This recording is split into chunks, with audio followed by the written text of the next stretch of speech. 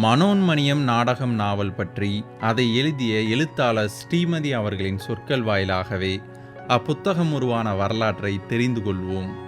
கடந்த சில நாட்களாகவே பே. சுந்தரனார் இயற்றிய மனோன்மணியம் நாடகத்தை பற்றி பல தகவல்களை நான் முகநூலில் பகிர்ந்திருந்தேன். அந்த நாடகத்திற்கும் எனது அடுத்த புதினத்திற்கும் ஒரு தொடர்பு இருப்பதாகவும் சொல்லியிருந்தேன். என்ன தொடர்பு?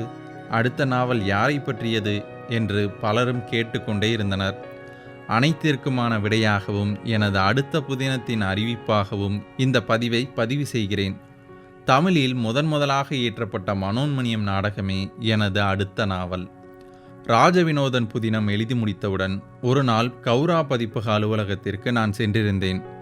அப்பொழுது கௌரா ராஜேந்திரன் சார் மனோன்மணியம் நாடகத்தை பற்றி கூறி அதை நாவலாக எழுதினால் நன்றாக இருக்கும் என்று சொன்னார்.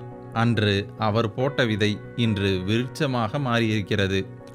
தமிழ்த்தாய் வாழ்த்து பாடலை தாங்கள் வெளியிடும் அனைத்து புத்தகங்களிலும் பதிவு செய்யும் எங்கள் கௌரா பதிப்பகத்தில் தமிழ்த்தாய் வாழ்த்து இடம்பெற்ற மனோன்மணியம் நாடகத்தை நாவலாக மாற்றச் சொன்னது எனக்கு பெரிய வியப்பை ஒன்றும் அளிக்கவில்லை.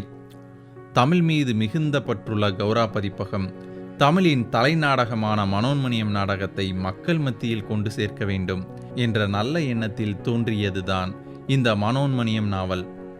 பல்கலைக்கழகங்களில் பாடத்திட்டமாக இருக்கும் இந்த நாடகத்தை நாவலாக மாற்றுவதன் மூலம் மாணவர்களும் பயன்பெறுவார்கள் என்பதால் எந்த விதத்திலும் நாடகத்தை சிதைக்காமல் நாவலாக மாற்ற வேண்டும் என்று ராஜேந்திரன் சார் கூறினார்.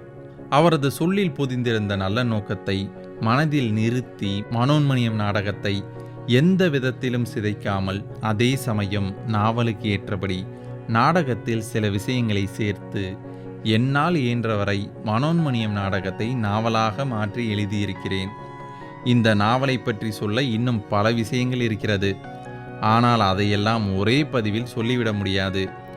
எனது அடுத்த புதினமான மனோன்மணியம் நாவல் கௌரா பதிப்பகம் வெளியீடாக விரைவில் வெளிவர இருக்கிறது என்கிற மகிழ்ச்சியான செய்தியை மட்டும் இப்பொழுது உங்களுடன் பகிர்கிறேன்.